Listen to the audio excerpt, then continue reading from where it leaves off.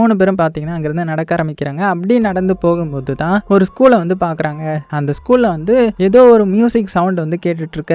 இவங்க மெதுவாக பக்கத்தில் போனால் அந்த இடத்துல பிரின்சிபல் இருப்பார். அவர் வந்து நார்மலாக தான் இருப்பார், ஜாம்பியா மாறல. அது பக்கம் ஒரு சின்ன பையனும் இருப்பான். ஸோ அவங்க கிட்ட நீங்கள் அஃபெக்ட் ஆகலன்ற மாதிரி கேட்டுட்டு ஆமாம் என்ன மியூசிக் அது அப்படின்னு கேட்கும்போது தெரியல, வாங்க உங்ககிட்ட ஒன்று காட்டுறேன் அப்படின்னு சொல்லி உள்ளே கூட்டிட்டு போறாரு. இவங்களும் என்னது என்ன காட்ட போறாரு அப்படின்ற ஒரு இதுலேயே வந்து பார்த்தா உள்ள அந்த கிரவுண்ட் இருக்கும் இல்லையா, ஸோ அந்த கிரவுண்டு ஃபுல்லுமே பார்த்தீங்கன்னா ஜாம்பிஸ் தான். கையில் வந்து மொபைல் ஃபோன் வச்சிருக்குதுங்க. அந்த மொபைல் ஃபோன்ல இருந்து ஒரு வித்தியாசமான சவுண்ட் வருது. இந்த ஜாம்பிஸும் அந்த சவுண்டுக்கு ஏற்ற மாதிரி கத்திட்டு இருக்குதுங்க.